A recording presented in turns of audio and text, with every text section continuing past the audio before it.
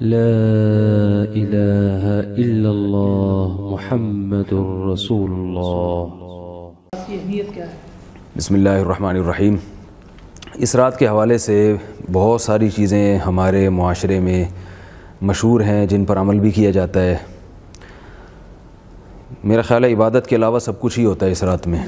قبرستان جاتے ہیں لوگ، نہاتے دھوتے ہیں، اچھے میں نے خود دیکھا ہے اچھے پڑھے لکھے لوگوں کو، بعض تو ایسے ہیں جن کے علماء سے تعلق بھی ہے، وہ اس رات کو نہا کے نئے کپڑے پہنتے ہیں، جتھوں کی شکل میں قبرستان جاتے ہیں۔ پھر قبرستان پہ بعض لوگ باقاعدہ پروگرام کرتے ہیں، روتے ہیں دھوتے ہیں، دعائیں مانگتے ہیں، ٹی وی چینلز پہ لوگ دیکھتے ہیں۔ اچھا خاصا ایک انٹرٹینمنٹ کا ایک ذریعہ بن جاتی ہے یہ رات۔ حلوے بھی پکائے جاتے ہیں، بھجوائے بھی جاتے ہیں، کھائے بھی جاتے ہیں، چراغاں کیا جاتا ہے۔ تو میں ایک نمبر کو میں انشاءاللہ ترتیب سے بتاؤں گا، تاکہ کیونکہ یہ موضوع بہت زیادہ لوگ اس میں دلچسپی لیتے ہیں اور کالز بہت آتی ہیں لوگوں کی اس حوالے سے، اور بہت افراط و تفریط کا ایک ماحول بنا ہوتا ہے ہمارے ہاں۔ دیکھیں، اس رات میں پٹاخے پھوڑنا، حلوے پکانا یا چراغاں کرنا یا نہانا دھونا اور اچھے کپڑے پہننا، اس کے پیچھے جو تصور ہے وہ یہ ہے کہ یہ رات گویا کہ ایک تہوار ہے۔ تو میں اس کے غلط ہونے پر دو دلائل دوں گا۔ پہلی دلیل تو یہ کہ تو کسی روایت سے کوئی موضوع من گھڑت روایت بھی نہیں ہے جس میں کوئی حلوے پکانے کا ذکر ہو یا کسی صحابی نے کچھ اچھی چیز پکائی ہو اس رات میں۔ تو یعنی کوئی روایت تو ہونا، تو ضعیف اور صحیح ہونا تو بات کی بات ہے نا، کوئی ہے ہی نہیں، اسلاف کا کوئی عمل ہے ہی نہیں، نہ نہانے دھونے کا نہ کپڑے پہننے کا۔ دوسری بات یہ کہ اسلام میں جتنے بھی تہوار ہیں وہ دن کی روشنی میں منائے جاتے ہیں۔ غیر مسلموں کے تہوار رات میں ہوتے ہیں۔ عیسائیوں کی آپ کرسمس دیکھ لیں، وہ رات کو شروع ہوتی ہے، رات کو وہ نہاتے دھوتے ہیں اور جو کچھ بھی انہوں نے وہ اس تہوار میں کرنا ہوتا ہے۔ مسلمانوں کے تہوار دن کی روشنی میں ہوتے ہیں۔ عید الفطر کو آپ دیکھ لیں، عید الاضحیٰ ہے، جمعہ کا دن خود ایک تہوار ہے، یعنی ایک عید قرار دیا گیا اس کو، وہ بھی دن کی روشنی میں ہوتا ہے، خطبہ اور نماز۔ اور اس کی ایک لاجک بھی ہے کہ جب آپ خوشی رات کے وقت مناتے ہیں تو رات کا وقت ایسی چیز ہے جو آپ کو گناہوں کی طرف لے کے جاتی ہے۔ رات کا جو ٹائم ہے نا، عید میلاد النبی کے حوالے سے بھی ہم لوگوں سے یہی بات کہتے ہیں کہ جو عید میلاد النبی مناتے ہیں تو وہ بھی دیکھیں آپ رات کو مناتے ہیں، وہ کیونکہ چراغاں دن میں ہو نہیں سکتا، چراغاں رات کو ہوتا ہے، اور اسلامی تہوار رات کو نہیں ہوتے، اسلامی عید رات کو نہیں ہوتی، دن میں ہوتی ہے۔ تو یہ خود اس کی علامت ہے کہ اسلام کے مزاج کے خلاف ہے یہ چیز، کیونکہ رات کے وقت آپ اگر خوشی منائیں گے شراب کباب کی طرف آپ کی توجہ جاتی ہے۔ تو بھی آپ دیکھیں جو غیر مسلم لوگ ہیں وہ اپنے ان تہواروں میں شراب اور ان چیزوں کی طرف، عیاشی کی طرف زیادہ جاتے ہیں، جبکہ ہمارے جو تہوار ہیں ان میں ہم عبادت کی طرف ہماری توجہ زیادہ ہوتی ہے۔ تو پہلی بات تو یہ ہے کہ یہ اسلام کے تصور کے خلاف ہے۔ رات کے وقت نہانا دھونا، کوئی ضرورت ہو تو آپ نہائیں، خوشی میں نہیں نہائیں رات کو، یا آپ صاف ستھرے رات کو اس نیت سے ہو رہے ہیں کہ خوشی کا دن ہے، یہ غلط ہے۔ یعنی آپ یہ کہنا چاہ رہے ہیں کہ دین کا حکم نہیں ہے اچھے کپڑے پہننا، کھانا پکانا، یہ دین کا حکم نہیں ہے؟ ویسے آپ نے اگر دین کا ویسے تو حکم ہے کہ اچھے کپڑے پہنیں، اور کھانا بھی، جب کھانا حکم ہے تو پکانا بھی ہے، لیکن اس رات کو نہ کریں، اس کی کوئی فضیلت نہیں ہے۔ اگر آپ کریں گے گناہگار ہوں گے، بدعت کا گناہ ملے گا، کیونکہ آپ ایک چیز کو شریعت پہ ایک اضافہ کر رہے ہیں۔ نبی صلی اللہ علیہ وسلم نے فرمایا من احدث فی امرنا ما لیس منہ فہو رد، جس نے ہمارے دین میں کوئی ایسی چیز ایجاد کی جو ہمارے دین میں سے نہیں ہے تو وہ مردود ہے، وہ اس پہ رد کیا جائے گا، اللہ کی نظر میں بھی مردود ہے، اور ہمیں بھی حکم ہے کہ ہم اس پہ رد کریں، اس کے خلاف۔ تبھی اگر کوئی آپ کے پاس اس رات میں حلوہ بھیجتا ہے، آپ اس کو محبت اخلاص کے ساتھ واپس بھیج دیں، بولے اسلام کو آپ بدنام نہ کریں۔ ویسے بھی دیکھیے نا کہ ہمارے نبی صلی اللہ علیہ وسلم نے کھانے پینے کا جو ہمیں حکم دیا ہے نا، وہ چند مواقع پر، ایک ولیمے پر ہے دعوت، اور ایک عقیقے کے موقع پر ہے، اور ایک بقرعید پر ہے گوشت کھانے کا حکم ہے۔ اس کے علاوہ تو اسلام میں روزہ رکھنا عبادت ہے، کھانا پینا کوئی عبادت ہے ہی نہیں۔ رسول اللہ صلی اللہ علیہ وسلم نے فرمایا کہ بدترین برتن بھرنے کے لحاظ سے وہ انسان کا معدہ ہے، تو معدے کو بھرنا، اور ایسی اسلام میں رسومات کے جس میں آپ کو بار بار کھانا پڑتا ہو یا کھلانا پڑ رہا ہو۔ ایک تو غریبوں کو کھلانا، وہ تو ایک الگ چیز ہے، یا رشتہ داروں کو خوش کرنے کے لیے ان کی کسی بھی موقع پہ دعوت کرنا، وہ ایک الگ چیز ہے، لیکن ویسے باقاعدہ مذہب سمجھ کے کھانا کھلانا یہ کوئی عبادت نہیں ہے، روزہ رکھنا عبادت ہے۔ تو یہ تو ہو گیا تہوار سے متعلق یا نہانے دھونے سے متعلق۔ اچھا، میں یہاں پہ روکوں آپ کو بولنا کہ یہ تہوار آپ نے فرمایا کہ دن کو ہوتے ہیں، مسلمانوں کے تہوار رات کو نہیں ہوتے، لیکن ہم دیکھتے ہیں کہ قرآن کریم میں بھی اور احادیث میں بھی ایسی راتوں کی فضیلتیں بیان ہوئی ہیں، جیسے لیلۃ القدر ہے، اس کی فضیلت بیان کی گئی ہے، جو ذی الحجہ کے 10 دن ہیں ان کی تعریف بیان کی گئی ہے, ان کی فضیلت بیان کی گئی ہے, تو اس کو آپ کیسے دیکھتے ہیں؟ دیکھیں تہوار کا مطلب میں جو تہوار سے جو سمجھتا ہوں جو کہ تہوار کا مقصد ہوتا ہے کسی دن میں خوشی منانا, خوشی منانا.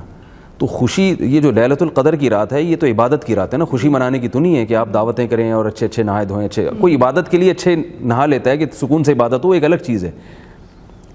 عید کے دن جو ہم نہا دھو کے خوشبو لگا کے نکلتے ہیں وہ اس کا تصور الگ ہے, اور عبادت میں جو آپ جسم کو صاف کرتے ہیں, مسواک کرتے ہیں, وہ ایک الگ چیز ہے. تہوار کا عبادت سے تعلق نہیں ہے. تہواروں کے میں تو روزے رکھنا منع ہے نا, عبادت کی میں اس میں تقلیل کا حکم ہے, کم کریں آپ عبادت. عید کے دن روزہ رکھنا حرام ہے, بقرعید کے 4 دنوں میں روزہ رکھنا حرام ہے, 5 دنوں میں روزہ رکھنا حرام ہے. اور اسی طرح نبی صلی اللہ علیہ وسلم نے جمعے کے دن روزہ رکھنے کو بھی ناپسند کیا ہے, اس میں کیونکہ تہوار کا عنصر آ گیا, عید کا عنصر آ گیا. تو جہاں بھی عید کا تصور آئے گا وہاں پر خود بخود عبادت کا جو ہے نا یعنی روزے کا عنصر ختم ہو جائے گا. یہاں تک کہ رسول اللہ صلی اللہ علیہ وسلم نے پیر کے دن روزہ رکھا ہے.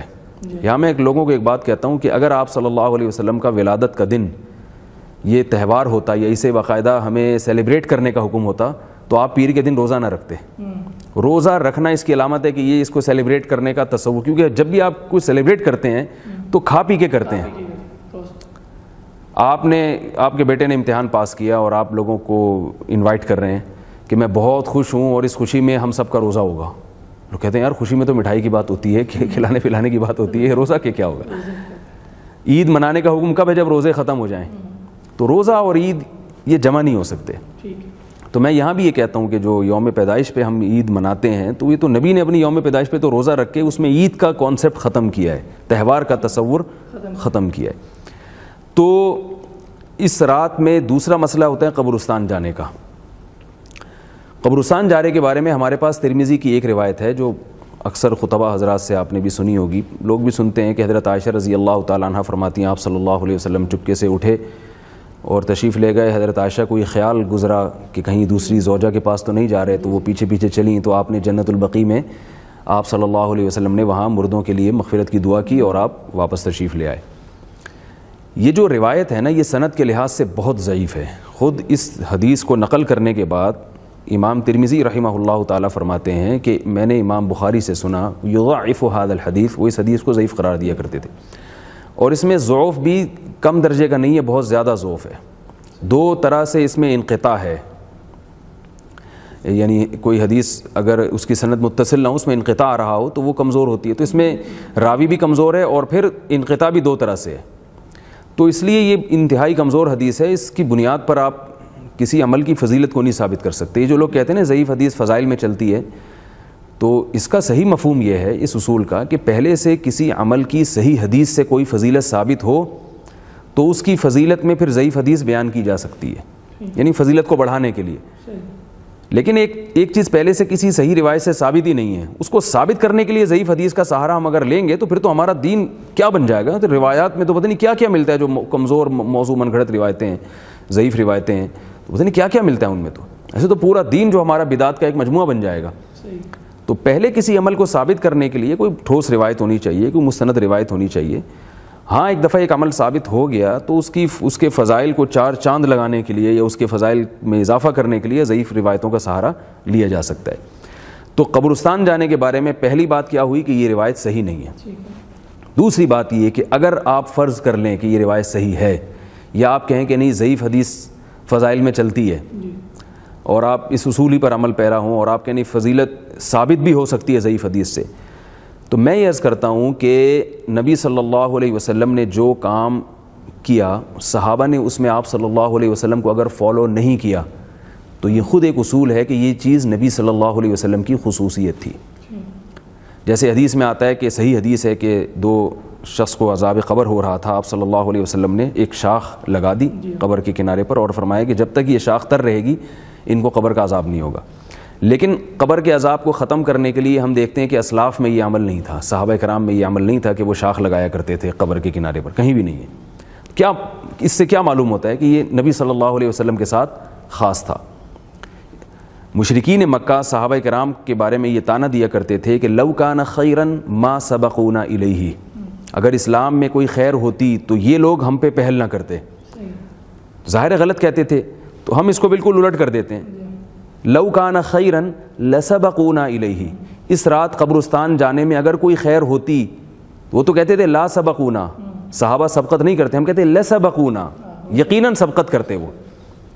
تو اس رات میں اگر قبرستان جانا سنت ہوتا تو حضرت ابو بکر تو جاتے، حضرت عمر جاتے، حضرت علی جاتے، حضرت عثمان جاتے، اور یہ صحابہ کرام کی ایک جماعت ہوتی جو جاتی، کوئی بھی نہیں گیا. تو اگر اس کو صحیح مان لیا جائے تو یہ نبی صلی اللہ علیہ وسلم کی خصوصیت ہوگی. تیسری بات، اس رات رسول اللہ صلی اللہ علیہ وسلم اگر قبرستان گئے ہیں مان لیں، تو دیکھیں نبی صلی اللہ علیہ وسلم نے جو عمل جن کیفیات کے ساتھ کیا، اس عمل کا انہی کیفیات کے ساتھ کرنا سنت ہوگا. اس میں اپنی طرف سے آپ اضافہ کریں گے تو وہی سنت بدعت بن جائے گی. اب ہم دیکھتے ہیں کہ نبی صلی اللہ علیہ وسلم سے مان لیا جائے، فرض کر لیا جائے کہ قبرستان گئے ہیں تو پوری زندگی میں ایک دفعہ گئے ہیں، اور یہاں پبلک ہر سال جاتی ہے، تو آپ پوری زندگی میں ایک دفعہ چلے جائیں، ہر سال جا رہی ہے. چوتھی بات یہ کہ نبی صلی اللہ علیہ وسلم اگر زندگی میں ایک بار گئے ہیں تو چپکے سے گئے ہیں. حضرت عائشہ کو بھی علم نہیں ہوا تھا، حضرت عائشہ کو بھی، جو حدیث کے الفاظ ہیں، آپ صلی اللہ علیہ وسلم چپکے سے گئے اور رات کے اندھیرے میں مغفرت کی دعا کر کے واپس آ گئے. ہمارے ہاں چپکے سے نہیں جاتے، پورے جتھوں کی شکل میں نہا دھو کے خوشبو لگا کے، مرد حضرات بھی اور خواتین کی بھی ایک بڑی تعداد پہنچی ہوئی ہوتی ہے. اور یہ کون سی حدیث ہے بھائی؟ یہ تو نہ کسی ضعیف ہے نہ کسی صحیح حدیث ہے. تو میں لوگوں سے کہتا ہوں کسی کے پاس دل گردہ ہے تو کسی ایسے قبرستان میں جہاں کوئی بھی نہ ہو، رات کے 2 بجے آپ چپکے سے جائیں، اور آپ میں اگر اتنا دل ہے کہ زندہ واپس آ جائیں تو صبح آ کے اپنا یہ قصہ لوگوں کو بتا دیں. تو اس طرح سے تو آپ عمل کر سکتے ہیں. 2 چیزیں بیان فرما دی. ایک تو فرمایا کہ یہ تہوار نہیں ہے اسلام کے حوالے سے، اور دوسرا یہ فرمایا کہ اس قبرستان جانے کی بھی کوئی حقیقت نہیں ہے، اس کو دین کا حکم نہیں سمجھنا چاہیے. جی، تو پھر یہ ہے کیا؟ یعنی ایسا تو نہیں ہے کہ پہلے تو میں پہلے وہ بتا دوں جو چیزیں نہیں ہیں، ٹھیک ہے نا، کیونکہ اس میں زیادہ تر چیزیں وہ ہیں جو نہیں ہیں، پھر میں اس طرف آؤں گا کہ ہے کیا. ایک اور اس میں یہ ہوتا ہے کہ یہ کہا جاتا ہے کہ اس میں قرآن مجید کا نزول ہوا ہے. قرآن نے بالکل 2 ٹوک لفظوں میں یہ بات بتا دی ہے. 2 آیتیں قرآن کی آپ کے سامنے پڑھوں گا، بلکہ 3 آیتیں میں. ایک تو ایک شہر رمضان الذی انزل فیہ القرآن، فرمایا قرآن کا نزول رمضان میں ہوا ہے. دوسرا سورہ دخان میں ہے انا انزلناہ فی لیلۃ مبارکۃ، ہم نے اس قرآن کو لیلۃ مبارکہ میں نازل کیا. تیسری سورہ قدر میں ہے انا انزلناہ فی لیلۃ القدر، ہم نے اس قرآن کو لیلۃ القدر میں نازل کیا. ان تینوں آیتوں کو ملائیں تو بالکل بے غبار طریقے سے یہ بات سامنے آتی ہے کہ قرآن کا نزول لیلۃ القدر میں ہوا ہے. اگرچہ بعض حضرات نے تطبیق کی کوشش کی ہے کہ آسمان دنیا تک لیلۃ القدر میں آیا اور پھر شب برات میں، یا جس کو لیلۃ البرات کہا جاتا ہے، اس میں جناب 15 شعبان، یہ تکلف ہے. تو ہم قرآن کو اپنے ظاہر سے کیوں پھیریں جبکہ ہمارے پاس کوئی اس کے خلاف کوئی صحیح روایت بھی نہیں ہے. 15 شعبان میں جو قرآن کے نازل ہونے کے دلائل ہیں وہ بہت کمزور ہیں. کوئی ایک صحیح حدیث بھی نہیں ہے جس میں آتا ہو کہ 15 شعبان میں قرآن کا نزول ہوا ہے. اچھا، لیکن مولانا آپ نے جو 3 آیات تلاوت فرمائی ان میں سے 2 میں تو رمضان کا ذکر ہے کہ شاہ اس میں رمضان میں نازل ہوا، اور دوسرے میں لیلۃ مبارکہ.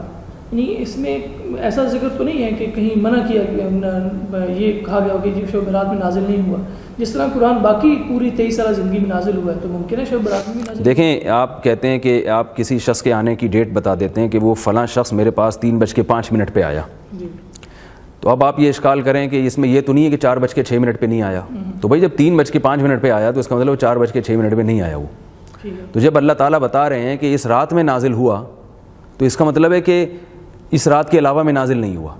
ہاں، یہ جو آپ کا سوال ہے کہ 23 سال میں تو تدریجاً نازل ہوا ہے، تو وہ جو تدریجاً جو نازل ہوا ہے نا، وہ تو پھر اس رات کی کیا خصوصیت ہے؟ وہ تو اور بہت ساری راتیں ہیں جن میں ہوا، بہت سارے دن ہیں جن میں ہوا، بہت سارے مکان ہیں، علاقے ہیں جن میں ہوا نازل.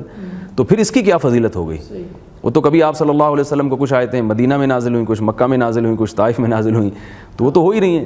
اس کی کیا فضیلت ہوئی؟ یہاں نزول سے مراد یہ ہے کہ نزول کی ابتدا کب ہوئی ہے یا آسمان دنیا پر کب آیا، تو وہ لیلۃ القدر میں آیا ہے، وہ لیلۃ البراء میں نہیں آیا.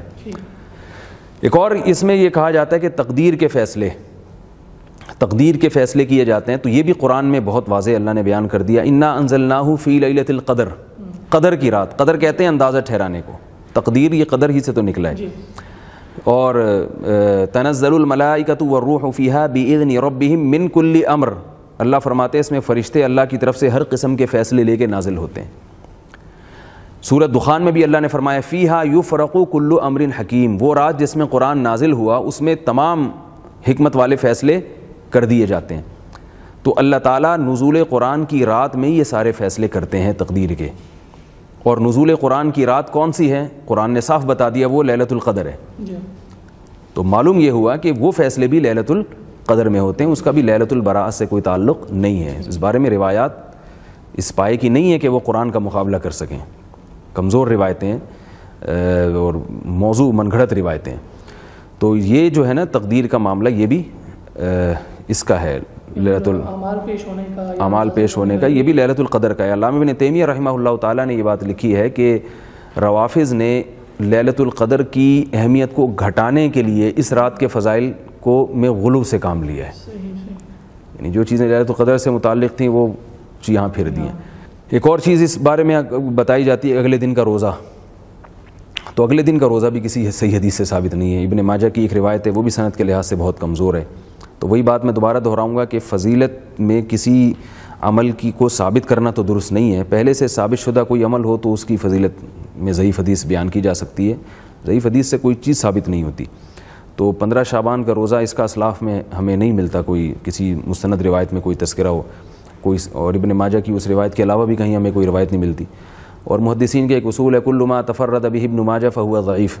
خود ابن ماجہ حدیث کی ایسی کتاب ہے کہ بعض محدثین کی یہ تصریح ہے کہ صرف ابن ماجہ میں اگر روایت ہو اور کہیں نہ ہو، غالب امکان ہے کہ وہ روایت کمزور ہوگی۔ البتہ یہ ضرور ہے کہ ایام 20 کے روزے وہ سنت ہیں، ہر مہینے کی رمضان کی ہر مہینے کی اسلامی تاریخ کی 13، 14 اور 15 تاریخ کے روزے رکھنا یہ سنت ہے۔ تو اس لیے علماء کہتے ہیں کہ اگر کوئی پہلے سے روزے رکھتے چلا آ رہا ہے ایام 20 کے روزے تو وہ ان شعبان میں بھی رکھ لے، اور اگر پہلے سے نہیں رکھ رہا تو خاص 15 تاریخ کا روزہ رکھنا پھر یہ غلط عمل ہوگا، اس سے اجتناب کرنا چاہیے۔ ٹھیک۔ اچھا مولانا، یہ ساری چیزیں تو آپ نے وہ بیان فرما دی کہ جن کا اسلام میں کوئی تصور نہیں ہے یا اس رات کے حوالے سے ان کا کوئی تعلق نہیں ہے، اب میں چاہوں گا تو پھر یعنی ایسا تو نہیں ہے کہ پوری قوم اس کو ایک لیلۃ البراءت کے نام سے یاد کر رہی ہے، لوگ اکٹھے ہو رہے ہیں، تو کچھ حقیقت ہاں رہا مسئلہ کہ رات کی فضیلت، تو رات کی فضیلت میں ایک حقیقت یہ ہے کہ کوئی بھی صحیح حدیث نہیں ہے، ایک بھی روایت ایسی نہیں ہے جو بے غبار ہو، لیکن روایات کثرت سے بہت ہیں، اگرچہ ضعیف روایات ہیں، کچھ تو موضوع من گھڑت روایتیں ہم ان کو نکال دیتے ہیں، کچھ ضعیف روایتیں۔ تو محدثین کا ایک اصول ہے کہ اگر ضعیف روایتیں جو بالکل ہی بہت زیادہ جن میں ذوف نہ ہو، ان کی کثرت اگر ہوگی تو وہ روایت درجہ حسن تک پہنچ جائے گی، اور حسن حدیث بھی مقبول ہوتی ہے۔ تو ایک تو اس وجہ سے اس کی فضیلت میں جان پڑ جاتی ہے کہ روایات کثرت سے ہیں۔ دوسرا، بعض ائمہ سے اس کی فضیلت منقول ہے جو مجتہدین تھے، جیسے امام شافعی رحمہ اللہ تعالیٰ، تو ان سے اس کی فضیلت منقول ہے۔ تو اس لیے یہ کہنا کہ بالکل اس کی سرے سے کوئی فضیلت ہی نہیں ہے، یہ بات ذرا کمزور ہے۔ البتہ میں یہ حقیقت آپ کے سامنے ضرور بتاؤں گا کہ اس کی فضیلت پر علماء کا اتفاق نہیں ہے، یعنی دونوں طرف علماء ہیں، اگرچہ جمہور اس کی فضیلت کے قائل ہیں، لیکن بعض ایسے علماء بھی ہیں جن کا اس امت میں بڑا مقام تھا، انہوں نے اس کی فضیلت کا بالکل ہی انکار کیا ہے۔ مگر بہرحال جمہور کا مذہب اس میں دلائل کے لحاظ سے قوی ہے، کیونکہ روایات کی کثرت درجہ حسن تک پہنچا دیتی ہے، اور یہ ایک محدثین کا ایک اصول ہے، اور اس کا بلا وجہ انکار کرنا یہ درست نہیں ہے۔ لیکن ایک اہم بات یہ کہ یہ بھی یاد رکھیں کہ دو طرح کی روایات ہیں، جن میں ایک میں تو اس روایت کی فضیلت وارد ہوئی ہے، اور ایک میں عبادت کی فضیلت وارد ہوئی ہے۔ تو یہ خوب ذہن میں اچھی طرح سمجھ لینا چاہیے کہ کسی دن یا کسی رات کی فضیلت سے اس میں عبادت کی فضیلت ثابت نہیں ہوتی، عبادت کی فضیلت کے لیے الگ سے دلائل چاہیے ہوتے ہیں۔ جمعے کی رات کی فضیلت ہے کیونکہ جمعے کا دن مقدس ہے، لیکن اس میں عبادت کی فضیلت نہیں ہے۔ آپ صلی اللہ علیہ وسلم نے فرمایا لا تختصوا لیلۃ الجمعۃ بصلاۃ ولا یوم الجمعۃ بصیام، جمعے کی رات کو نماز کے ساتھ خاص مت کرو، یعنی کوئی اضافی فضیلت نہیں ہے جمعے کی رات میں، حالانکہ جمعے کی رات فضیلت والی رات ہے، کیونکہ جمعے کا دن، رات تو دن کے تابع ہوتی ہے نا، جب جمعے کا دن بڑا ہے تو رات کیوں بڑی نہیں ہوگی؟ تو 15 شعبان کی رات کے جو فضائل احادیث میں وارد ہوئے ہیں، جن احادیث میں صرف فضائل وارد ہوئے ہیں، تو ان احادیث سے یہ ثابت نہیں ہوتا کہ اس میں عبادت کی بھی فضیلت ہے۔ عبادت کی فضیلت ان روایات سے ہوگی جن میں الگ سے عبادت کی فضیلت ہے، جو کہ جمہور کا مذہب ہے کہ عبادت کی الگ سے فضیلت ہے اس رات میں۔ تو وہ روایتیں کیا ہیں، چونکہ میں بھی زیادہ ڈیٹیل میں نہیں جاتا تو میں تھوڑی خلاصہ بیان کر رہا ہوں اس رات کی اہمیت کے بارے میں۔ اچھا یعنی رات کی فضیلت تو جیسے آپ نے تھوڑا سا واضح بھی کیا، اس کو میں چاہوں گا تھوڑا سا آپ واضح کر دیں، کیا اس رات کے بارے میں پھر کوئی علماء جب جمہور آپ کہتے ہیں کہ جمہور اس رات کی فضیلت کے قائل ہے جی، تو اس رات کے اندر کوئی خاص عبادت کے بھی قائل ہیں کہ یہ نہیں؟ نہ یہ بہت اچھا سوال ہے آپ کا. دیکھیں عبادت کی فضیلت کا مطلب یہ ہے کہ نبی صلی اللہ علیہ وسلم نے جو نوافل جب بھی پڑھے ہیں تو آپ صلی اللہ علیہ وسلم نے سوائے تراویح کے اجتماعی سطح پہ نوافل نہیں پڑھے. صرف ایک رمضان کی تراویح ایسی نماز ہے جس میں آپ صلی اللہ علیہ وسلم نے ایک بڑا اجتماع کیا، اور وہ بھی 3 دن کیا تاکہ امت پہ واجب نہ ہو جائے. پھر خلفائے راشدین نے اس کو باقاعدہ تواتر کے ساتھ جاری کیا اس کو. اس کے علاوہ جو نوافل ہیں نا، چاہے وہ لیلۃ القدر ہو، چاہے وہ 15 شعبان کی رات ہو، یا ویسے آپ تہجد پڑھتے ہیں، اس میں اجتماعیت نہیں ہے، انفرادی ہے. وہ مسجدوں میں جتھے بنا کے جانا، اعلان کرنا آ جائیں مسجدوں میں آپ لوگ نماز پڑھیں، یہ والی نماز ہوگی یا اس طریقے سے ہوگی، یہ سب اعمال بدعت ہیں. اسلاف میں اس کا کوئی ثبوت نہیں ملتا. تو نہ تو ایک تو یہ کہ اجتماعی سطح پہ عبادت نہیں ہے، نمبر 2 مخصوص قسم کی کوئی عبادت نہیں ہے. کوئی بات نہیں. اور اس رات کو یعنی عام طور پہ تو لوگوں کا یہ خیال ہوتا ہے کہ اگر ایک آدمی اکیلا ہے گھر میں ہے تو وہ اس طرح عبادت نہیں کر سکے گا. وہ اس طرح کرتے ہیں کہ یا کوئی محفل قرات رکھ لیتے ہیں، یا محفل نعت کا کوئی پروگرام رکھ لیتے ہیں، یا علماء کا واعظ والا بیان رکھ لیتے ہیں. تو یہ اس حوالے سے آپ کا کیا کہنا ہے؟ دیکھیں جب شریعت نے ہمیں کسی رات میں عبادت کی فضیلت بتائی کہ عبادت کرو تو اس میں پھر عبادت کرنی چاہیے نا. اس میں محفلیں لگانا، چاہے محفل قرات ہی کیوں نہ، وہ ٹھیک ہے، محفل قرات اچھی چیز ہے، محفل نعت اچھی چیز ہے، عام دنوں میں کریں آپ. لیکن جب عبادت کا حکم ہمیں دیا جا رہا ہے تو عبادت سے نماز، دعا، تلاوت جو انفرادی تلاوت ہے، اس میں وقت لگانا چاہیے. محفل قرات منانا اس رات میں یا نعتوں کا پروگرام رکھنا، تو اس سے یہ اسلاف کے طریقے کے خلاف ہے. عبادت کا جب ہمیں حکم دیا گیا تو اس کا مطلب ہے نماز، روزہ یا انفرادی تلاوت آپ کریں یا دعاؤں میں دل لگائیں تاکہ آپ کی توجہ کچھ اللہ کی طرف ہو. عبادت کا تو یہ مطلب ہوتا ہے نا. محفل نعت ہے یا محفل قرات ہے وہ تو کسی بھی وقت کی جا سکتی ہے. تو نقصان یہ ہوتا ہے کہ لوگوں کی ایک توجہ ہوتی ہے، چلو جی مبارک رات ہے ہم عبادت کریں گے تو اس میں ہمیں ثواب زیادہ ملے گا. تو اگر آپ وہ لوگوں کو ہٹا کے اس میں، جیسے بعض مسجدوں میں تو پوری رات بیانات چلتے ہیں. بھائی بیان تو بذات خود مقصود نہیں ہے نا. بیان کا تو مقصد ہے کہ لوگوں کو دین کی طرف لانا. تو وہ آدھے گھنٹے کا ہو، 1 گھنٹے کا ہو. اب اس کے بعد بھی جو شریعت نے ہمیں کہا ہے عبادت کرو تو عبادت کریں نا پھر اس کی. اب آپ عبادت ہی پہ پوری رات بیان شروع کر دیں تو مطلب کہ وہ تو جو جیسے لیلۃ القدر کی رات ہے اس میں 1 رات کی عبادت 80 سال کی عبادت سے افضل ہے. تو عبادت افضل ہے. ایک رات کا بیان 80 سال کے بیان سے افضل نہیں ہے، یا محفل قرات 80 سال کی قرات کی محفلوں سے افضل نہیں ہے. وہ عبادت کا ذکر ہے اس میں، تو عبادت میں دل لگانا چاہیے. اچھا مولانا، آپ نے محفل قرات کے حوالے سے بھی بات کی، باقی چیزوں کے حوالے سے بات کی. ہمارا ایک نیا رجحان ہو گیا، یعنی عبادت کے حوالے سے ایک نیا کلچر ڈیولپ ہوا ہے. وہ یہ ہے کہ لوگ رمضان میں بھی اور باقی دنوں میں بھی جہاں عبادت کا تصور پایا جاتا ہے وہ ٹی وی کے سامنے بیٹھ کے عبادت کرتے ہیں. مثلا شب برات میں بھی یہ ہوتا ہے کہ کوئی ایک پروگرام ہوتا ہے اور اس میں شروع میں پہلے نعتیں ہوتی ہیں، پھر واعظ ہو جاتا ہے، پھر اس کے بعد یہ ہوتا ہے کہ وہ لائٹیں بند کر دی جاتی ہیں اور ایک مخصوص ماحول بنا کر اس میں دعا ہوتی ہے، پھر اس میں گڑ گڑانا ہوتا ہے، آہوزاری ہوتی ہے.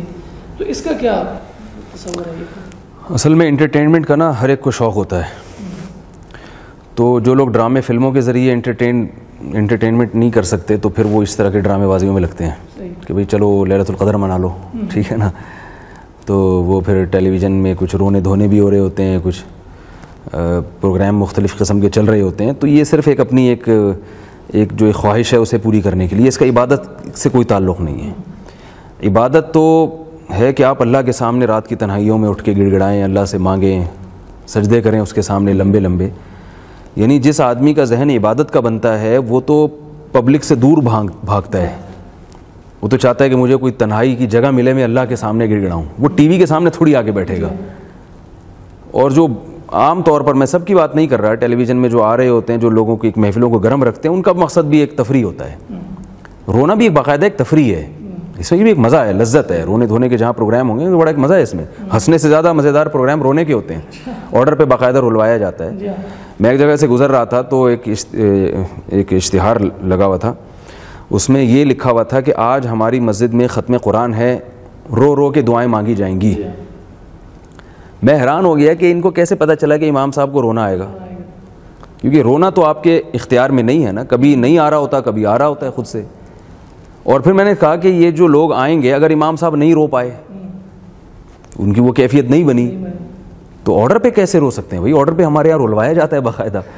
تو یہ شیطانی کی چالیں ہیں کہ وہ آپ کو عبادت کی روح سے ہٹا رہا ہے, اللہ سے تعلق ختم کروا رہا ہے. تو ان چیزوں میں نہیں پڑھنا چاہیے. ہاں کہیں آپ گئے مسجد میں اور بیان ہو رہا تھا تو امام جو بھی کسی دعا کروانے والے بزرگ تھے ان کو رونا آ گیا, تو پبلک کو بھی رونا آ گیا, وہ تو ٹھیک ہے, وہ تو ایک نیچرل چیز ہے اور ہونا چاہیے. لیکن یہ جو باقاعدہ پروگرام ہو رہے ہیں نا باقاعدہ رونے دھونے کے, یہ ڈرامے بازی ہے, یہ شریعت کے مزاج سے پرہیز کرنا. بہت شکریہ مولانا, آپ نے بہت واضح انداز میں بہت ساری چیزوں کا, ان چیزوں کا جو نہیں ہے اور جو ہیں ان دونوں کا آپ نے بڑا بہترین انداز میں فرق بیان فرما دیا. ہم آپ کے شکر گزار ہیں اور ہمیشہ آپ ہماری عنایت کرتے ہیں. پھر آپ کا شکریہ. ناظرین, آپ نے گفتگو سنی مولانا کی. مولانا نے بڑے واضح انداز میں اس بات کو واضح کیا ہے کہ کیا چیز اسلام میں ہے اس حوالے سے اور کیا چیز اسلام میں نہیں ہے. تو امید ہے آپ کے بہت سارے سوالات کا جواب ہو گیا ہوگا. اگر پھر بھی آپ کو اس حوالے سے کوئی سوال درپیش ہو تو ہمارا ای میل ایڈریس ہے, اس پر اپنے سوال بھیجیں, ہم انشاءاللہ ضرور اس پر گفتگو کریں گے. اب تک کے لیے اتنا ہی, اجازت دیجیے. اللہ حافظ. سبسکرائب کیجیے ہمارے چینل اور دبائیے بیل کا آئیکن تاکہ آپ کو ریگولر نوٹیفیکیشن اپڈیٹس مل سکے. اللہ اکبر, لا الہ